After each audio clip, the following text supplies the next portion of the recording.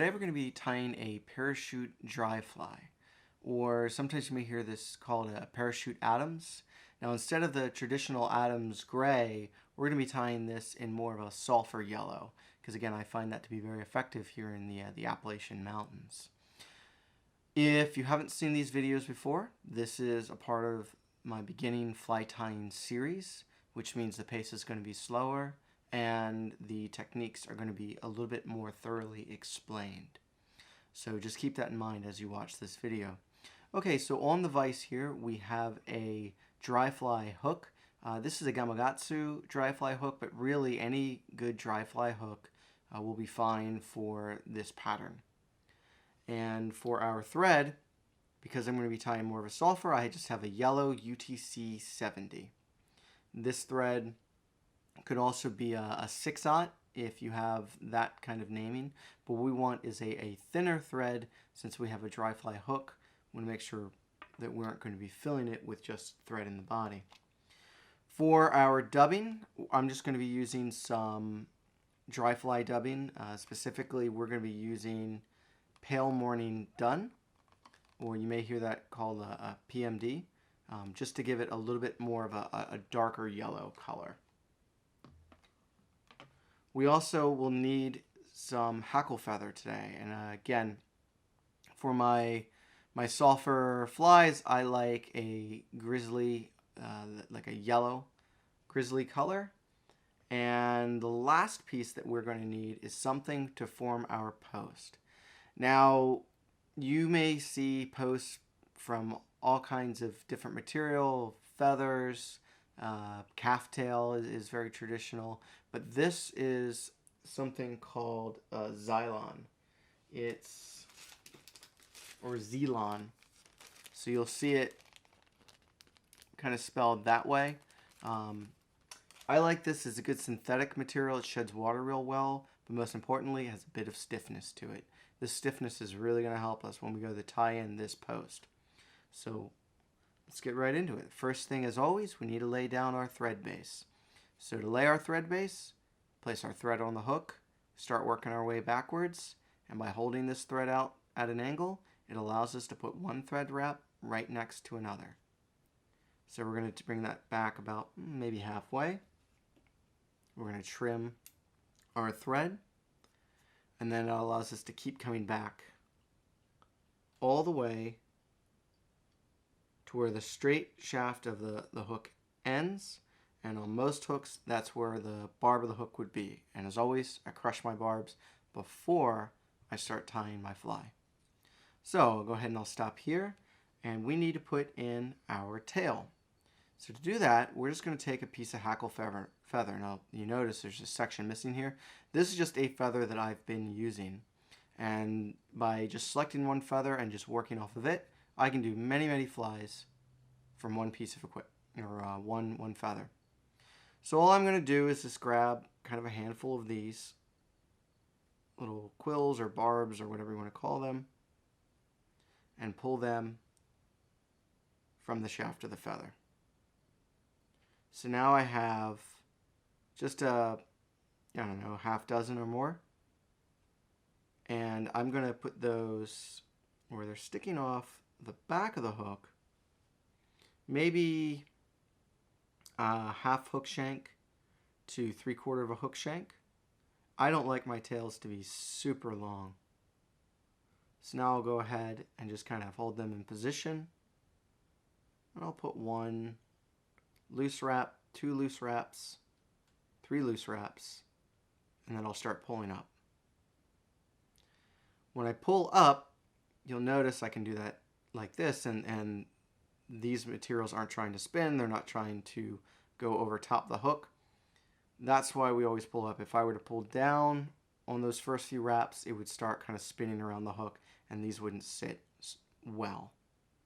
So next thing I need to do is just trim all of these little butt ends. So I'm just going to pull those up, bring my scissors in, and cut them. And by pulling them up like that, what that actually does, it might be hard to see, is it creates a little bit of a diagonal cut, makes a little bit of a ramp, and allows that to be very smooth when I finish it out. Okay, so now we get to what many people consider to be one of the hardest parts of this fly. But I'm going to show you some tricks to make it a lot easier. And that's actually putting on the parachute post. So I've got my kind of synthetic post material here. This is that Zelon material. And when I go to put it on, I'm just actually going to hold it where it's almost about halfway back. And I'm going to advance my thread. I'm going to advance my thread up to about maybe 2 to 3 eye lengths back. So I'm not quite there yet. Now I'm where I want to be. And I'm just going to put this material over top. Notice I've got way too much material. That's okay. This stuff, you get a ton of it in a package. And you're not going to waste that much by doing this, but it's going to save you a lot of aggravation. So notice I've got it on. I'm holding it tight. I'm pulling up each successive wrap, and that kind of prevents it from spinning around. So what do I do with all this excess? Well, what I'm going to do is I'm going to take my scissors and I am going to cut at an angle. And what that angle is going to do is prevent a bump of material. So as I wrap back,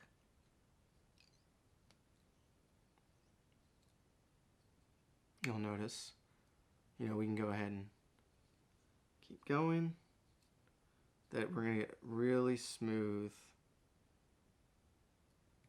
transition. And that's what we're looking for. Now, as for the front, I really want, and I'll just bend it back upright, to maybe have it at about that height. Something that's a little tall. I could trim it later if I want to. But that's a good height for me to be able to see. Feel free to make your post taller if you need to. Color it if you'd like with a Sharpie marker to make it really colorful. I typically do that at the end. But this is all about, because this is what you're going to see on the water. All right, so you notice I advanced my thread back up. Don't worry about if you have a couple loose fibers back here. We're going to fix that when we put on our dubbing. So now I'm just going to take this post, bend it back, and tight against it, I'm going to put in several thread wraps. What this is doing is building what we call a thread dam. And now when I let go, it sits straight up. So that's all there is to the parachute post. Relatively easy. We wasted about that much material, and it prevented a huge headache. So just keep that in mind when you go ahead and you tie this fly. Just save yourself aggravation, tie on a little extra out of the back, and then just trim it. So I've worked my thread back from the post to the tail of the fly, because now we're going to put on our dubbing. So again, I have this kind of super fine waterproof dubbing. I like having it out of the boxes, lots of different color options, and very easy for me to take my whip finishing tool, come in, and just pull a small little bit out to start. So then I can just grab that and pull out just a tiny amount of dubbing. Now I don't have to worry about opening up packages and having dubbing fly everywhere. I can get just a tiny little wisp out, because remember, we want to do small amounts. We wet our thread, and we use this motion to work the dubbing around the thread. So now I'm going to back that up, and I'm going to tighten that a little bit more.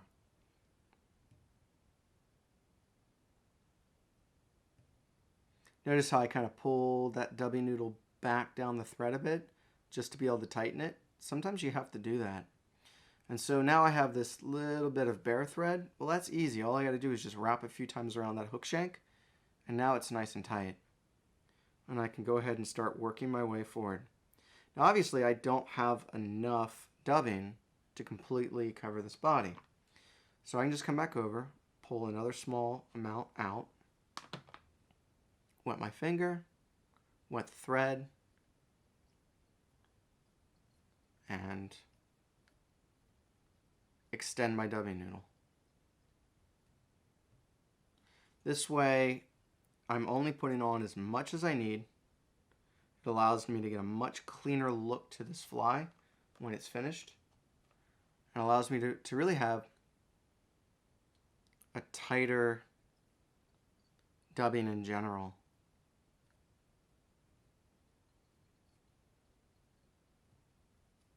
So again, I need a little bit more. I'm going to wrap up and underneath the post and in front of the post.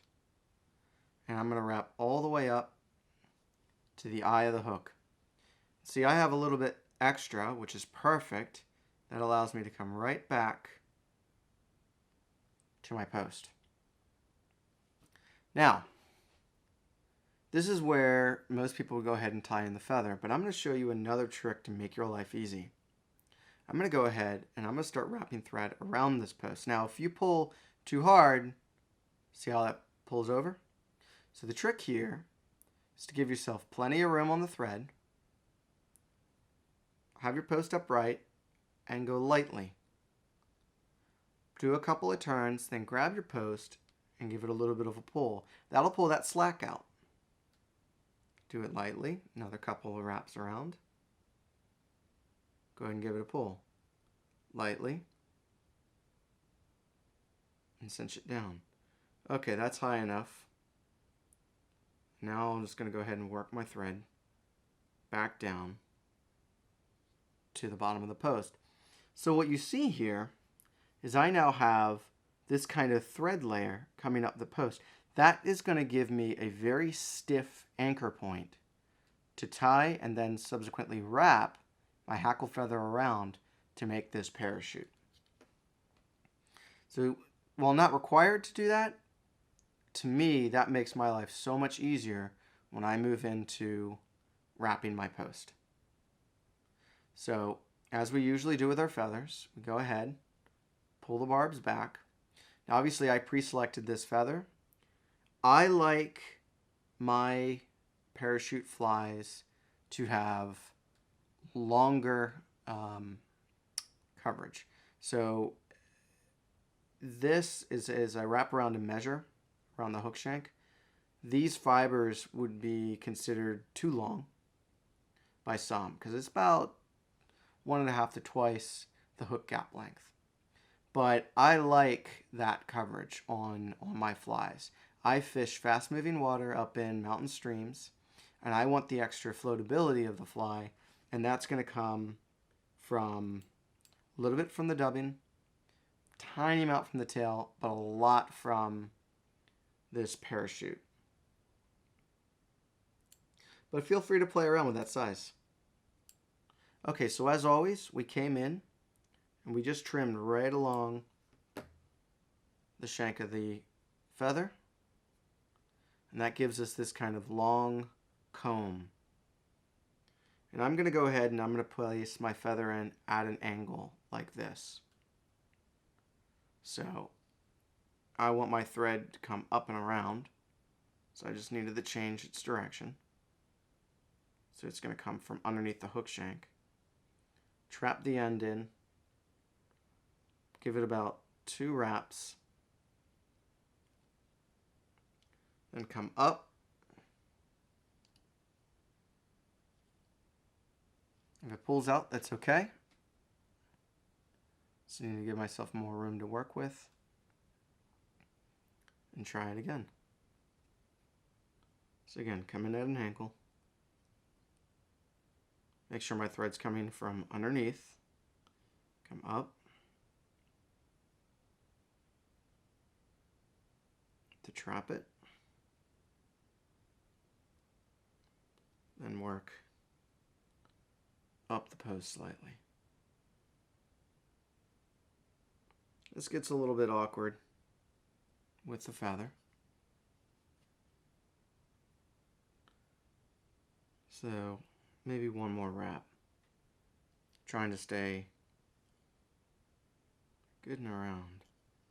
And come back down. I'll go ahead and I'll leave that thread hang down. So it may be a little hard to see, but what I've effectively done is wrapped up this feather, up this kind of secure anchor that I've made. So that's going to allow me to come in and start wrapping from the top and work my way to the fly. And the reason why I want to do that is it's going to prevent me from trapping too many of my hackles. And it's going to allow me to finish the fly at the base. And that's going to give me a more secure anchor and overall a cleaner look. So I do 5 or 6 turns. Come in here and brush the little barbs to make sure that not too many of them get trapped. And so now I've got this here. So if I were to let go of this, it's going to go crazy and go pshh. So again, use your hackle pliers. You can wrap with your hackle pliers. But even if you don't, like I did, and I did it by hand, I can now let that go. I can take a break if I want to. That is going to be critical for you to be able to tie these flies and then be able to keep this post tight while you go ahead and secure with a thread.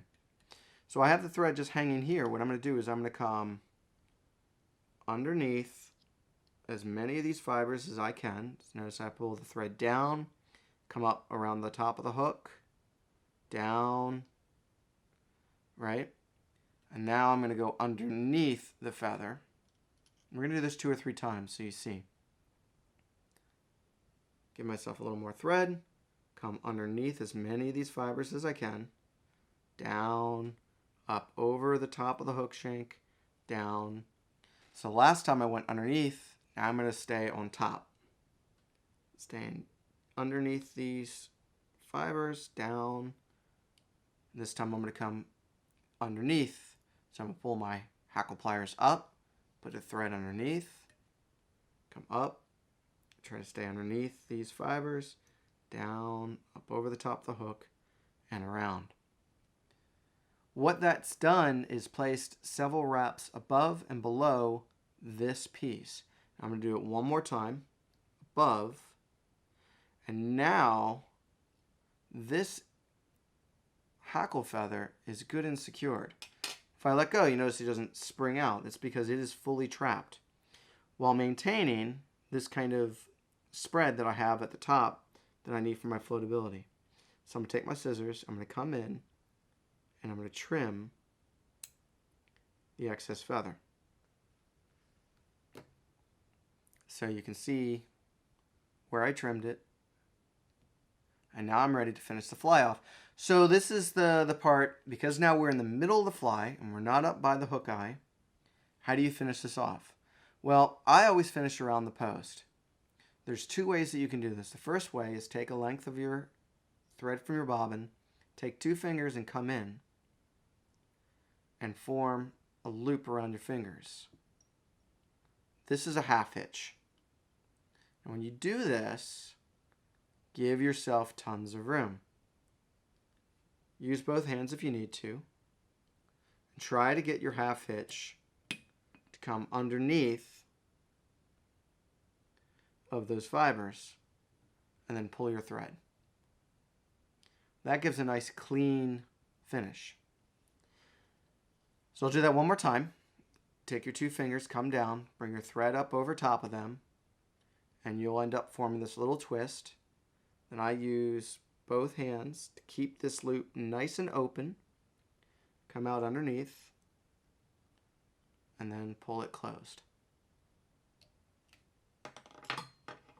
And I could cut this thread off now if I want. I also, for fun, like to whip finish around my post. Because I have that secure anchor point that we did with the thread, remember when we went up that post with the thread? This is very stiff. This allows me to do things like this without having this thing collapse on me and fall over. So I now have a very secure tie-in point that I've done. It's not likely that this is just going to come unraveled very easily on me out on the water. So now I'm ready to go ahead and cut off my thread. Now inevitably, as you tie this, it's highly likely that you may have a couple feather kind of fibers, whatever you want to call them, sticking down below. Really easy to fix that. Just come in with your scissors and give it a trim. I didn't do too bad here. I had about 3 or so sticking below. And there. That's it. If you want to try to clean it up, you can always, come in and try to brush out. But, it's not looking too bad, huh? And that was not, I think, too challenging. Give it a try. See how it goes for you. You may need to do this a few times before you get the hand positions down. But I think this is a way to kind of tackle what some people find to be a very daunting fly. And then it allows you, once you master this, change up the color of the hackle, change up the color of the dubbing and the tail, and you can have many different mayfly imitations. If you want, forego the tail, and you have a caddis imitation, versus some of the other caddisfly variants. Learning this technique is going to open you up to have many different types of flies in your box for the different type of hatches you may find on the water. Okay, well, I hope you found that very helpful. And, maybe it'll inspire you to give a dry fly a try and go out and, catch a fish on something you made.